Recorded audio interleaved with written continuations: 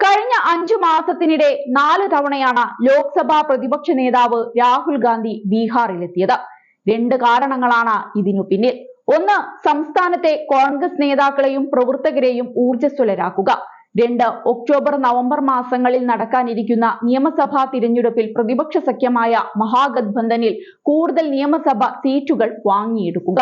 40-ൽ കൂടുതൽ സീറ്റുകൾ കോൺഗ്രസിന് ഇത്തവണ നൽകില്ലെന്ന് നേരത്തെ പ്രതിപക്ഷ സഖ്യത്തിലെ പ്രധാന കക്ഷിയായ RJD പറഞ്ഞിരുന്നു.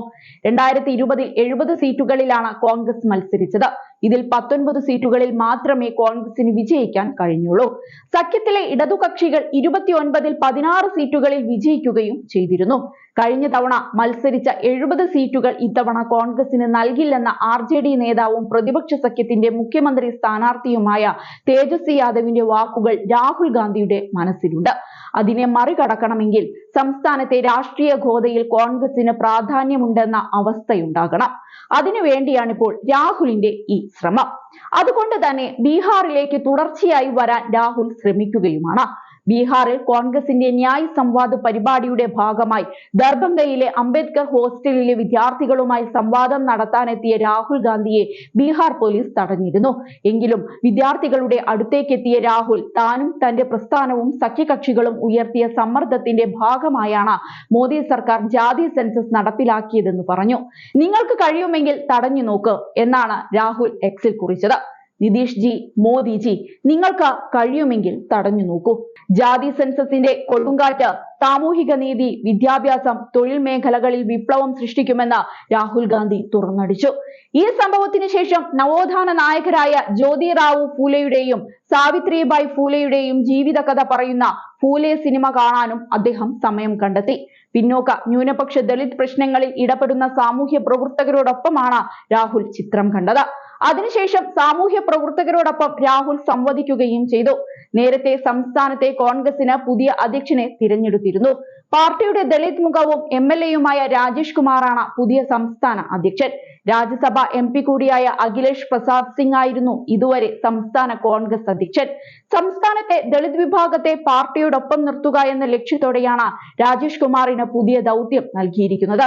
രാഹുൽ ഗാന്ധിയുമായി മികച്ച ബന്ധം പുലർത്തുന്ന നേതാവാണ് രാജേഷ് കുമാർ. ബീഹാറിലെ പിന്നോക്ക ന്യൂനപക്ഷ ദളിത് ആദിവാസി വിഭാഗങ്ങളെ പാർട്ടിയോടൊപ്പം നിർത്തണമെന്ന് AICC നേതൃത്വം തീരുമാനിച്ചിരുന്നു. ഇത് സംസ്ഥാനത്തേക്ക് നിയോഗിക്കുന്ന നേതാക്കളുടെ തിരഞ്ഞെടുപ്പിലും പ്രതിഫലിച്ചിട്ടുണ്ട്. ബീഹാറിലെ പിന്നോക്ക ന്യൂനപക്ഷ ദളിത് ആദിവാസി വിഭാഗങ്ങളെ പാർട്ടിയോടൊപ്പം നിർത്തണമെന്നാണ് AICC-യുടെ തീരുമാനം. അതുകൊണ്ടാണ് പിന്നോക്ക വിഭാഗത്തിൽ നിന്നുള്ള കൃഷ്ണ അല്ലാവരുവിനെ സംസ്ഥാനത്തിന്റെ ചുമതലയുള്ള AICC ഇൻചാർജ് ആക്കിയിരുന്നത്. ദളിത് വിഭാഗത്തിൽ നിന്നുള്ള നേതാവാണ് രാജേഷ് കുമാർ. 2 AICC സെക്രട്ടറിമാർ സാമ്പത്തികമായി പിന്നോക്കം നിൽക്കുന്ന വിഭാഗത്തിൽ നിന്നും ന്യൂനപക്ഷ വിഭാഗത്തിൽ നിന്നുമാണെന്ന് ഒരു മുതിർന്ന കോൺഗ്രസ് നേതാവ് നേരത്തെ പറഞ്ഞിരുന്നു. വിവാദങ്ങളിലൊന്നും അകപ്പെടാത്ത നേതാവാണ് രാജേഷ് കുമാർ. സംസ്ഥാനത്തെ ജനസംഖ്യയുടെ 19.65% വോട്ടുള്ള ദളിത് വിഭാഗത്തിൽ നിന്നുള്ള നേതാവും. ഇതാണ് രാജേഷ് കുമാറിനെ അധ്യക്ഷനായി തിരഞ്ഞെടുക്കാനുള്ള കാരണം. ഭൂമിഹാർ വിഭാഗത്തിൽ നിന്നുള്ള അഖിലേഷ് പ്രസാദ് സിംഗിനെ മാറ്റിയതിന്റെ രോഷം അതേ വിഭാഗത്തിൽ നിന്ന് തന്നെയുള്ള കനയ്യകുമാറിന് പ്രധാന സ്ഥാനം നൽകുന്നതോടെ ഇല്ലാതാകുമെന്നാണ് കോൺഗ്രസിന്റെ വിലയിരുത്തൽ. ഡൽഹി കേന്ദ്രീകരിച്ച് പ്രവർത്തിച്ചിരുന്ന കനയ്യകുമാറിനോട് ബീഹാറിൽ കേന്ദ്രീകരിക്കാൻ പാർട്ടി ആവശ്യപ്പെട്ടതായാണ് വിവരം. സംസ്ഥാനത്ത് പാർട്ടിയെ പുനർനിർമ്മിക്കാൻ ദേശീയ നേതൃത്വം നടത്തുന്ന ശ്രമങ്ങളുടെ ഭാഗമായാണിത്. യുവ നേതാക്കളുടെ നേതൃത്വത്തിലുള്ള പാർട്ടി എന്ന പ്രതിച്ഛായ ഉണ്ടാക്കിയെടുക്കാനാണ് കോൺഗ്രസിന്റെ നീക്കം. വരുന്ന നിയമസഭാ തിരഞ്ഞെടുപ്പിൽ വിജയസാധ്യത വർദ്ധിപ്പിക്കാനാണ് കോൺഗ്രസിന്റെ ഇപ്പോഴത്തെ നീക്കങ്ങൾ. ഇതിനിടയിൽ അനുമതിയില്ലാതെ പരിപാടി നടത്തിയതായി ആരോപിച്ച് രാഹുൽ ഗാന്ധിക്കും കോൺഗ്രസ് പ്രവർത്തകർക്കുമെതിരെ പോലീസ് കേസെടുത്തു. രാഹുൽ ഗാന്ധിക്കും 100-ലധികം കോൺഗ്രസ് പ്രവർത്തകർക്കുമെതിരെയാണ് പോലീസ് FIR രജിസ്റ്റർ ചെയ്തത്.